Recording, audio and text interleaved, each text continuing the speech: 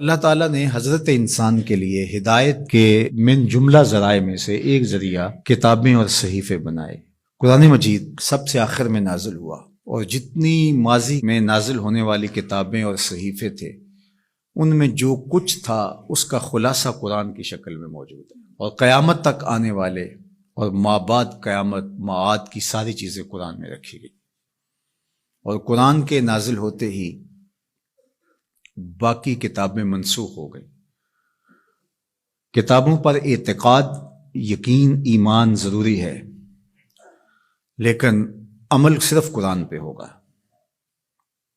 یتیمے کے نا کردہ قرآن درست، کتب خانائی چند ملت بشست۔ ابھی قرآن مکمل نہیں ہوا کہ پچھلی کتابیں منسوخ ہو گئیں۔ قرآن کے پہلے حرف سے ہی پچھلی کتابیں منسوخ ہو گئیں۔ تاروں سے کہو اب کوچ کریں، خورشید منور آتا ہے۔ تو ہمارا پچھلی کتابوں پر ایمان لانا ضروریات دین سے ہے، لیکن عمل قرآن پہ ہوگا۔ اس وقت دنیا کا کوئی بھی مذہب، کسی بھی مذہب کا ماننے والا، وہ اپنے مذہب کی کتاب کو ہاتھ میں پکڑ کے یہ نہیں کہہ سکتا کہ یہ وہی کتاب ہے جو نازل ہوئی۔ وہ بھی کہتے ہیں کہ جناب اس میں ضرور کمی بیشی ہے، کوئی تھوڑی مانتا ہے، کوئی زیادہ مانتا ہے، لیکن آنکھیں بند کر کے قرآن مجید کا نسخہ ہاتھ میں پکڑ کے حضور کا غلام کہہ سکتا ہے یہ وہی کتاب ہے، من و عن، حرف بحرف، بغیر کسی تغیر اور تبدل کے، جو میرے رسول کے سینے پہ نازل ہوئی ہے۔ تو یہ چیز کس قدر تیقن پیدا کرتی ہے، کس قدر یقین کی بجلیاں پیدا کر دیتی ہے سینے میں۔ پھر آنکھیں بند کر کے عمل کیوں نہیں کریں گے؟ کتاب پر ایمان لانے کا مطلب پوری کتاب پر ایمان لانا، اس کے تقاضوں پر ایمان لانا، اس کے احکام کو ماننا، اور اس کے نواہی سے اجتناب کرنا، یہ تقاضا ہے اس ایمان کا۔ تو یہ نہیں کہ جو چیز سمجھ میں آئے، پسندیدہ ہو، نفس پر شاک نہ ہو، نفس کو مرغوب ہو، محبوب ہو، اس پر تو عمل بھی ہو، اس پر بات بھی ہو، اور جو چیز نفس پر شاک ہو تو اس کو جو ہے وہ چھوڑ دیا جائے۔ تو یہ ایمان کا مفہوم نہیں ہے۔ ایمان کا مفہوم یہ ہے کہ پوری کتاب پہ ایمان لایا جائے۔ اور جبریل امین حضور کے قلب اطہر پر القاء کیا ہے قرآن کو، حضور کی زبان پہ نہیں اترا، حضور کے دل پہ اترا ہے۔ بلکہ جب حضور کے قلب اطہر پر قرآن اترتا تو آقا کریم جلدی جلدی اس کو زبان پہ لاتے، تو آواز آئی لا تحرک بہی لسانک لتعجل بہی۔ اللہ اکبر، محبوب جلدی نہ کیجئے، جس رب نے قلب میں اتارا ہے وہ زبان پر بھی لے آئے گا۔ تو وہ حرف و صوت سے مرکب نہیں تھا، وہ ایک کیا اس کے لیے لفظ کہیں، چونکہ یہاں لفظ بھی دم توڑتے ہیں، یہاں حرف بھی سوختہ پا ہیں، جہاں تخیل کا مرغ عقل بھی تھک کے گر جاتا ہے۔